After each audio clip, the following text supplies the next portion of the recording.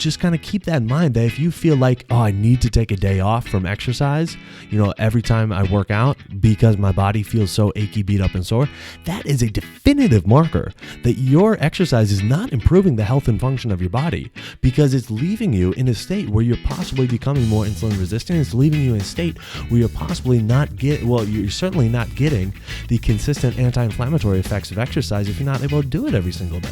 Welcome to the Exercise is Health podcast, where we're talking about exercise, health, and the interconnectedness of the two. We are your hosts, Charlie and Julie, and we will be coming to you every single week from our studio, Muscle Activation Schaumburg. Hey, welcome back, everybody, to the Exercise is Health podcast. We are your hosts, Charlie and Julie, and we're coming to you from our studio, Muscle Activation Schaumburg in Schaumburg, Illinois. Now, at Muscle Activation Schaumburg, we believe your health is your most valuable asset. Your health is one of the biggest influencers of the quality and quantity of time that you have. And while there are many aspects of health, our expertise is exercise.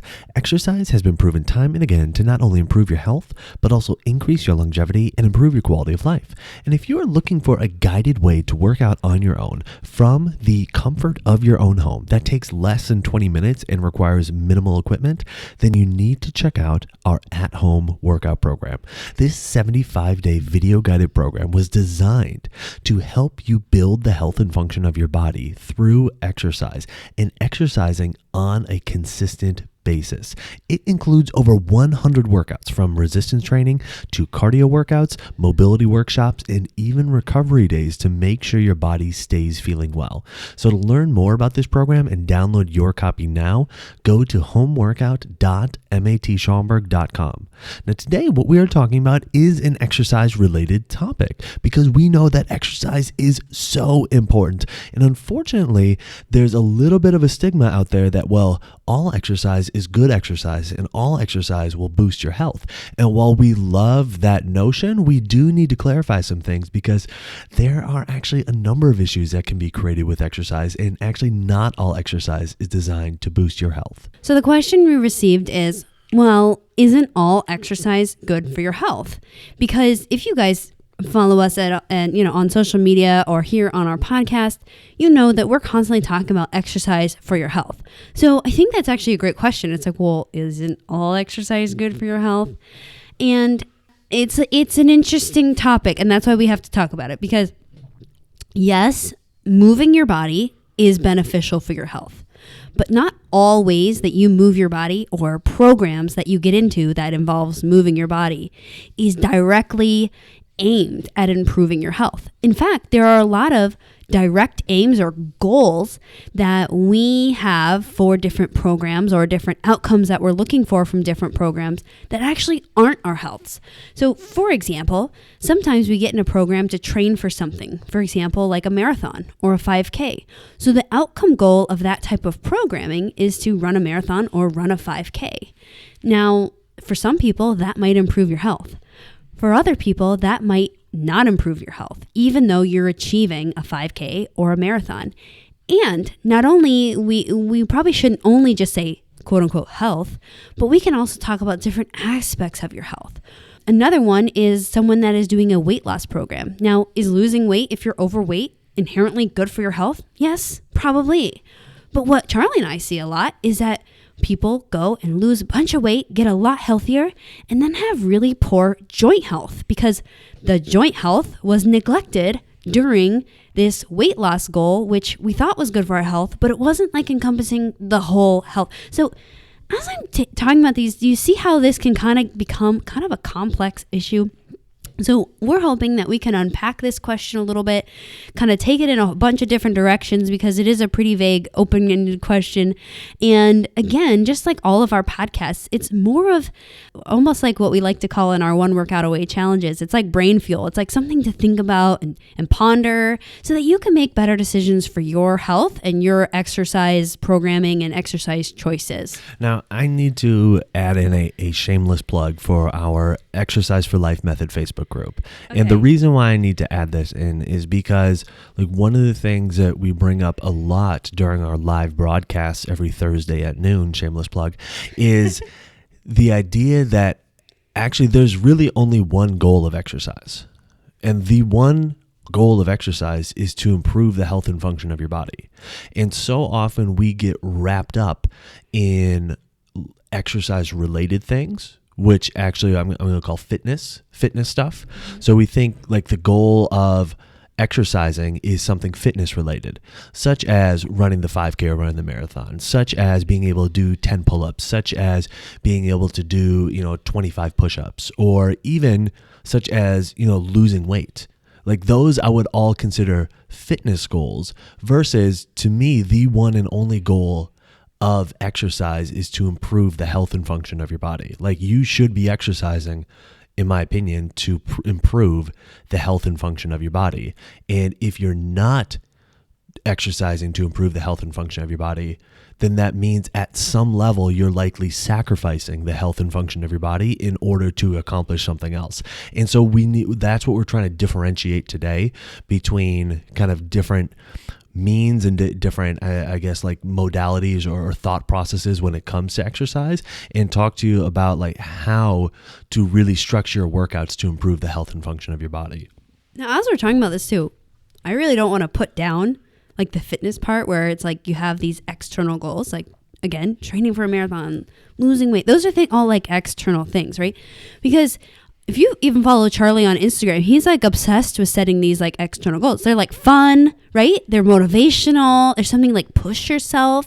And Charlie and I, growing up, we were both athletes, so we enjoy that. But that doesn't mean that it's improving our health per se. So I don't want to discredit what those things can do for you, because those things are attractive to a lot of people. They're fun. Again, they're motivating. Sometimes they're done in a group, and some people really like the social piece of it. They like the accomplishment feeling. But there is another side to exercise that provides immense value that oftentimes, because there's one part that's really attractive, like training for stuff or competing or being able to track numbers and see them change and stuff, it kind of overrides, the benefit that you could get for exercising for your health, because exercising for your health is like a day-to-day, workout to workout changing thing that maybe doesn't have like cool sexy numbers or like a cool Instagram post that you can put to it, or like a cool outcome like, wow, now I can do a jump shot and that looks sweet. It doesn't have all that stuff. Like, is a jump shot sweet? I don't even know. Like, I was thinking, I actually meant to say like a slam dunk, with like a cartwheel arm or something, but it didn't come out, so whatever. But it doesn't have like these external outcomes, which are really cool to see, and they can benefit your health. But remember, we also have to talk about the side of fitness or the side of exercise that is strictly designed to improve the health and function of your body and will never compromise the health and function of your body. Whereas a lot of fitness goals many people do them to somehow improve your health, but some point of them or some part of them might compromise another part of your health. Remember how I talked about like you're doing a big weight loss program, but your knees are really trashed at the end. And so the health of your knees are now really not great. That would be a really good example of that. So I think one thing I'd like to throw out is, I guess, a way that I'm thinking about how to gauge whether your exercise is kind of geared towards building the health and function of your body or is geared towards something else is like, what metrics are you using to mark your progress? Are you using something that is measuring the internal function of your body, or are you using something that is an external measure to your body? So what would an external measure be? An external measure would be like weight, like from a strength perspective. You're able to lift more weight. You're able to do more reps. You're able to do a faster time. Those things are actually largely external to your body. You're able to kind of keep up with the class. You're able to place higher on the leaderboard of your group fitness class. Do new poses. Exactly. Do new poses. Those things are actually goals that are very much external to your body. It's not that clearly the internal aspect of your body is involved, but where the focus is not necessarily trying to improve the health and function of your body, trying to improve the internal components of your body. It's on achieving something that is external to your body. So if you are looking at the workouts that you're doing and you're gauging whether or not it was a good workout or a successful workout, or you are progressing in the right direction or whatever, and you are using something that is outside of your body to determine that, that can be an indication that actually what you're doing is not really designed to improve the health and function of your body. So the easiest way, I think, in very general terms, like if you're working out by yourself and you don't have like someone like me or Charlie or, you know, some of our colleagues to give you feedback on like, wow, that really was good for your body.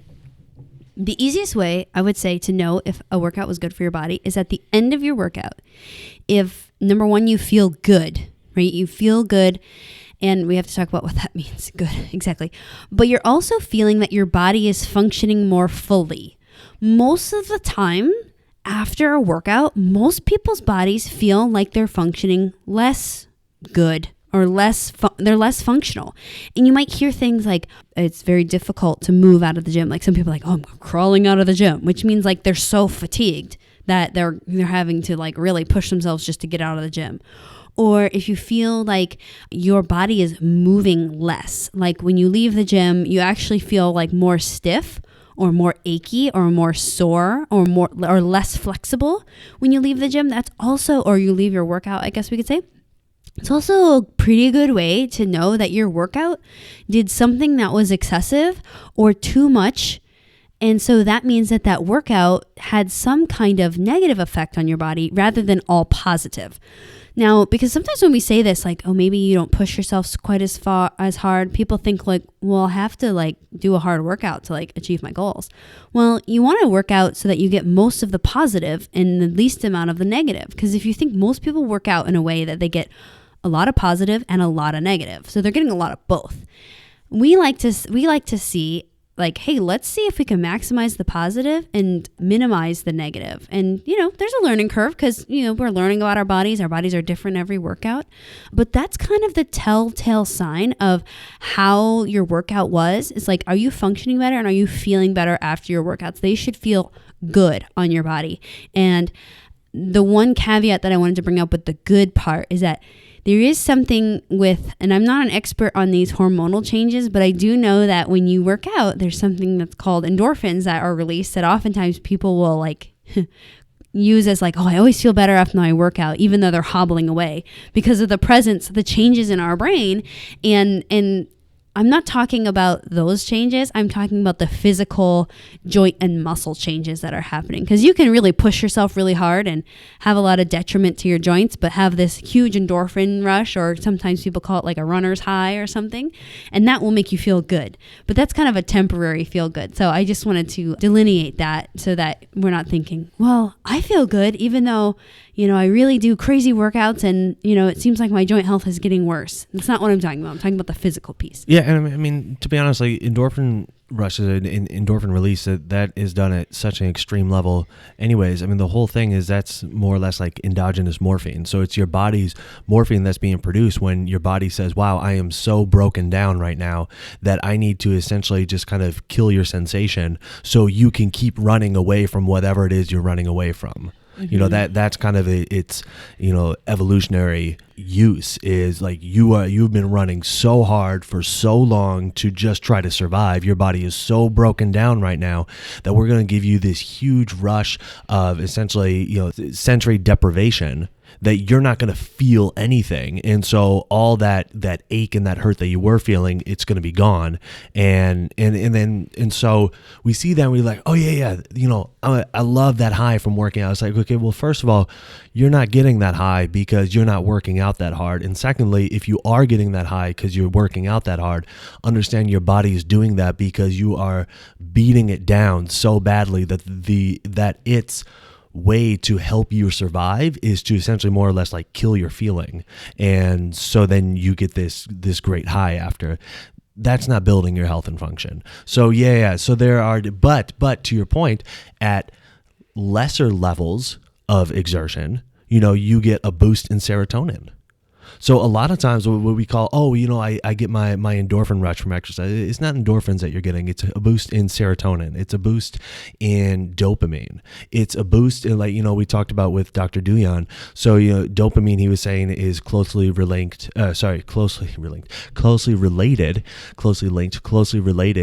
with motivation.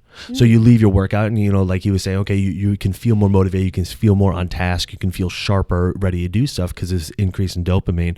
You also get this increase in serotonin, which, if anybody follows the kind of depression literature, one thing that is linked to depression is an imbalance of serotonin, oftentimes like not enough serotonin being produced. So you get this boost in serotonin. That's why exercise can be such a powerful thing. If somebody is suffering from depression, it can be, obviously with a physician's guidance, but that's something that is becoming more strongly recommended to help with depression is exercise. The book Spark goes into this in great detail, but it's a boost in serotonin, it's a boost in dopamine that kind of helps with that feel-good feeling. That's done at those much lower levels. Yeah. So if you're interested in more about our conversation with Dr. Duyan, it was actually a really fascinating conversation about the brain and how exercise can literally manipulate the brain and make your brain stronger, better, more sharp. We actually did that one last week, which would have been October 21st. So definitely check that one out because he is an expert on all things brain, which Charlie and I are very novice in that field, but we can appreciate all the depth that he goes into. Anyways, back to our topic of using exercise to build your health and how all exercise might dabble in health, but might also have components to compromise your health. So we were just talking about exercise. When you leave your workouts, you should feel more functional, more prepared to do things. You should not feel beat down. And I think that a lot of times in the fitness industry does a terrible job of presenting this, mostly because it's vastly misunderstood that exercise is a time to push yourself, is a time to really go. And even like last week, I actually enjoy using a workout app. And at the end of every workout that I do, it says, "Congratulations, you've burned 300 calories." And I was like, wait a second. Is that the only thing you're going to highlight right now? Because there's a whole list of other things that I just got that are way more valuable than me burning calories. Because if it was all about calories, I could just freaking eat less and save, 7 hours a week by not having to exercise and just eat less, why would I do it for the calories? But we've been brainwashed that exercise is a great way to create some kind of calorie balance in our body. And so it actually really triggered me. And I think I even told you about it. I was like, I'm so pissed off. I can't believe that at the end of my entire workout, I just did all these brain boosting things, joint health things, all these new neural connections and synaptic connections and, built, endurance and all I got was congrats, you got 300 calories burned. Like that was so irritating because I could eat 300 calories in 15 minutes. That's not a problem for me. Like that was silly. Anyways, but we've been brainwashed that there's all these benefits of exercise that are not related to our health. And it makes us focus on all these benefits of exercise that again are not related to our health. So we need to refocus. What is the goal of exercise here? And the goal of exercise, at least a portion of your exercise, and remember, you're allowed to enjoy the other stuff too, but a portion of your exercise has to really be directly related to building the health and function of your muscles and your joints. And you can always tell if you've done that because at the end of your exercise, which should be building your health and function of your body, you should feel more functional. You should not feel more achy. You should not feel more broken down. You should feel more prepared, like you have more ownership over your body, like you have better posture, like you have better control of your body.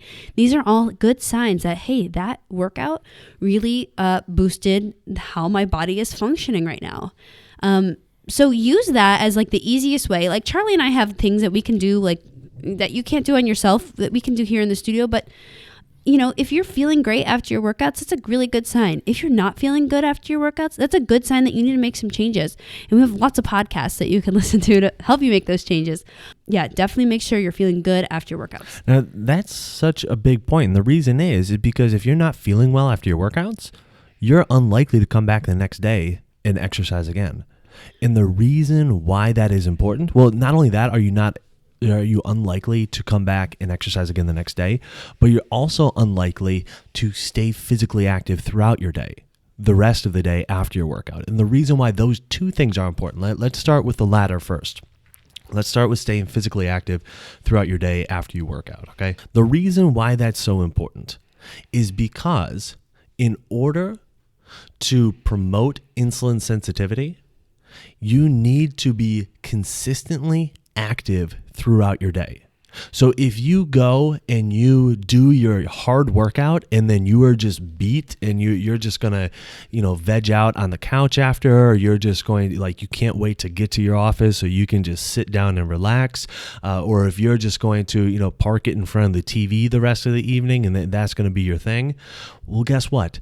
That one workout, that was beneficial for that time period, but you're not active the rest of your day. That's an issue. That is what is going to actually lead to you becoming more insulin resistant, which is, again, the precursor for type 2 diabetes, which is a precursor for heart disease. So we're talking about improving the health of your body.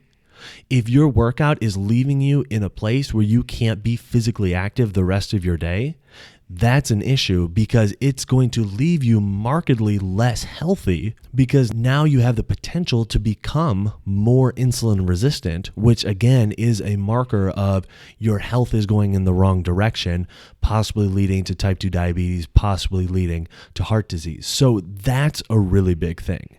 Now, the next point is, all right, if your workout leaves you achy, beat up, and sore to the point where you can't exercise the next day, that also is a tremendous issue. Why?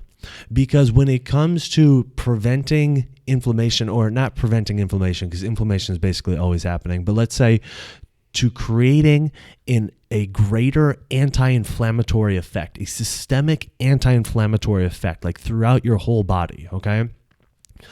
You need to be able to exercise every single day. You have to exercise every single day in order to consistently get an anti-inflammatory effect from exercise throughout your entire body.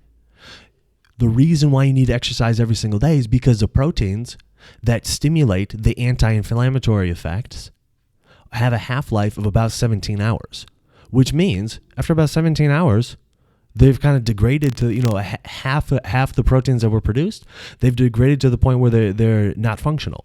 So you're not getting that effect anymore, okay?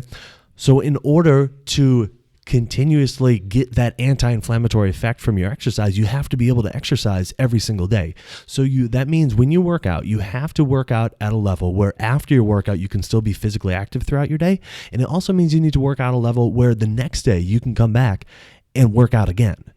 So just kind of keep that in mind that if you feel like, I need to take a day off from exercise, every time I work out because my body feels so achy, beat up, and sore, that is a definitive marker that your exercise is not improving the health and function of your body because it's leaving you in a state where you're possibly becoming more insulin resistant. It's leaving you in a state where you're possibly you're certainly not getting the consistent anti-inflammatory effects of exercise if you're not able to do it every single day. So Charlie, you just dropped a lot of science in there. And what I'm taking away, and correct me if I'm wrong, is that, I said before, one way to know you did a good job with your workout is that after your workout, you feel good, you feel more functional. And what you're saying is that your workouts also need to prepare you to be mobile and moving the rest of the day. So that's another marker. Mm-hmm. And number 2, your workout needs to prepare you to be able to work out the following day. Yep. So those are 2 more points. So after your workout, you need to feel like, I feel good. I feel more mobile. I don't have more aches and pains. I feel like I can move my body better. So maybe some tightness has been relieved. I think I said something like, you feel more in control of your body, right? You have ownership of your body. And then Charlie brought up these amazing points where you also need to feel like your workout after, it's like, yeah, you can sit and rest, but then you're also ready to get up and move throughout your day. You don't feel like you have to be a couch potato the rest of the day. And then the following day, you're not going to be sore, achy, and beat up, and which means that you are prepared to do another bout of exercise Two really great points, and both which lead to health benefits, because not only are we thinking about the health and function of our body just in like one bout of workout, but we also have to think about like the workout life, like our workout week, our workout month, our workout year, our workout 20 years, our workout, I hope I have 80 years, our forever, until you die. Until you are dying, I hope you are exercising, which changes, what that looks like changes in every stage. But it means that your workouts have to leave you better than when you started, prepared to move throughout the day, and prepared to do more bouts of exercise. Yeah, I love that. That's a great summary. And in fact, one thing that I've been thinking about, because like you mentioned that, okay, I've been doing a little bit more of like, we'll call it like external exercise or whatever. You know, I've gone for some longer runs as of recent. I did, you know, a 7.5 mile run in just over an hour, and then I ran a half marathon a couple weeks back, and I had health reasons for doing those, and I used health-focused exercise in order to prepare my body to do those, so they were not nearly as detrimental to my body as they could have been.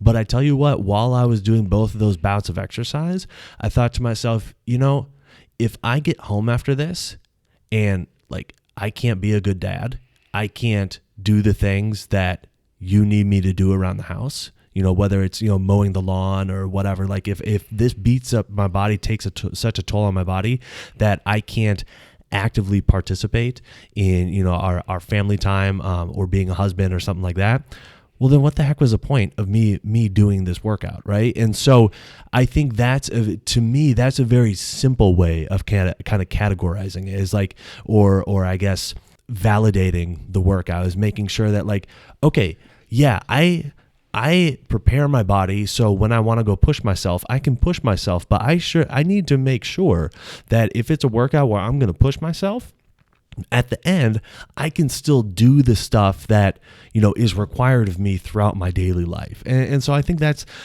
just a very simple marker that we all can use regardless of you know, what our daily life requires or what our workouts are asking of us. Is if you feel like for example, I remember, you know, growing up, pick up basketball in high school and stuff, and one of the guys was playing, you know, in his mid 60s, but he'd only show up, you know, like once a month or so, because he's like, well, you know, after I play, it takes such a toll on my body that, you know, it takes me a while to get back to being able to play golf. And I really want to be able to play golf. And yeah, I like playing basketball, but, you know, my body's so beat up after this that I can't really do the thing that I want to do. And it's like, okay, well, at that point, then it's probably not worth it, because exercise should be something that's, you know, boosting your abilities to do the things that you want to do, not saying, okay, you know, you need to take some time off of that now. Yeah, so that's a great example of how basketball, again, is one of those like external fitness things, not health boosting exercise. That was a really good example.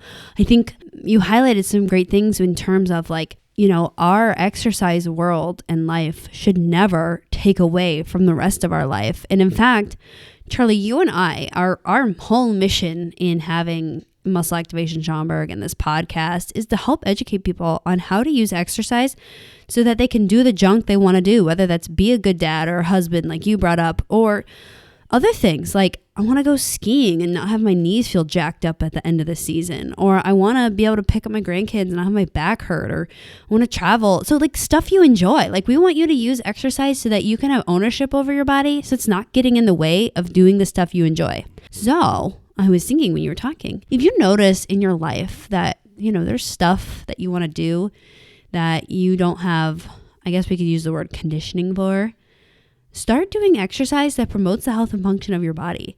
And most of the time, that will help you do that thing better. Like I remember I had a client a few years ago, and she was like, she loved golf. She loved golf so much. And she wanted to do strength training because she wanted to lose weight. She also needs to lose weight.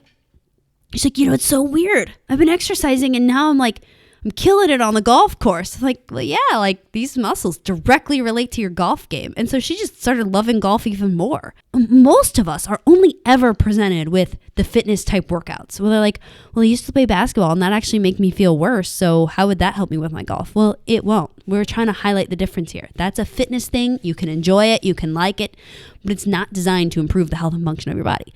What is designed is slow controlled resistance training, which we've done many podcasts on this. So we're not going to dive into that rabbit hole of 3 hours of conversation right now. But we want to highlight that there is a difference here and that there's something out there that will and can help you. If you look at your life and you're like, dang, there's all these things. I want to go bowling with my bowling league, or I want to be able to tolerate a walk with my grandkids, or I want to be able to jog on the beach. All those things are activities that you can have the opportunity to train your body to do. I'm not saying like that's a good idea to do any of them, but if you like it, that's what exercise is here for, to help you do those things. Well, thanks so much for tuning in. We always appreciate it. Have a fantastic week, and we'll talk with you all next week.